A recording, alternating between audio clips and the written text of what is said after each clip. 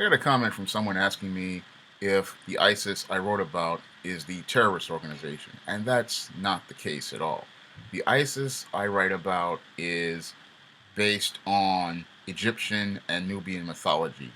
The character is the daughter of Osiris, and the reason why she is the daughter of Osiris is because Horus is the son of Egypt. He was the what many people in myths call the first pharaoh to inherit from Osiris. And as I saw it, he was the son of Egypt, so the daughter would come from Nubia because Nubia was Egypt's sister nation.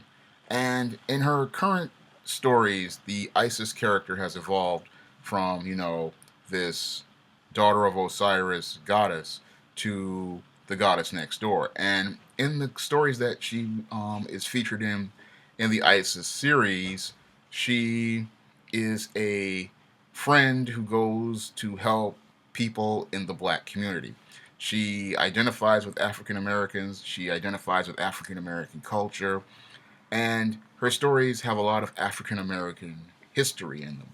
So the character is a fantasy character that, you know, sees herself as an African American heroine and makes efforts to improve the quality of life for African Americans and to help out African Americans wherever she goes. And that's the ISIS character in a nutshell. Um, the ISIS series has about at least about a dozen books in it, and they range from fantasy stories to mysteries to sometimes comedies. And they're a lot of fun. They're easy reading. They're easy to access. Every story is practically an entry point, so you don't have to start all the way from the beginning with the first book if you don't want to. You can pick up any book in the series because every story is single and self contained in one volume with its own beginning, its own middle, and its own end. So I designed the series so that people who bought the latest book will be, can go back and read books in the back, or people who have bought, earlier books can go and read further along in the series.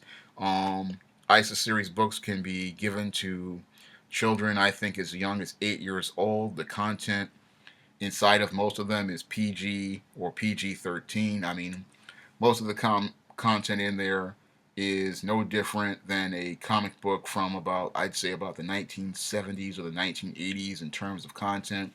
I try to keep everything family friendly and kid friendly when it comes down to the ISIS series because I want to make reading fun and accessible to new readers. I want readers to come into these books, comfortable, and I want their parents to come in comfortable.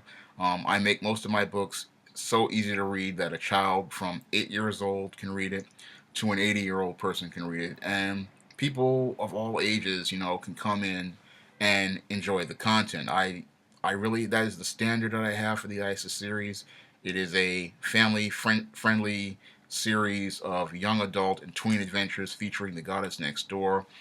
I designed it so that African American girls can have their own, heroine who goes out and, has the adventures just like your characters in your books, like your Monster High or your Harry Potter or your Twilight, where we don't see African American heroes on the regular.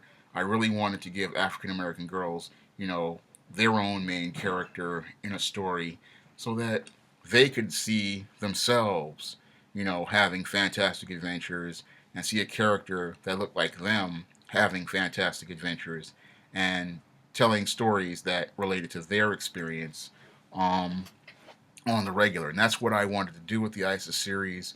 I wanted to give, tween and teen black girls their own hero, their own stories. And I wanted to, not only give them an entertaining story, but in some ways teach them about Egyptian mythology, African American history, and, even share a laugh. You can find ISIS series books at your online booksellers such as your Amazon.com, Barnes and Noble for the paperbacks, and you can also find the paperbacks on Amazon as well.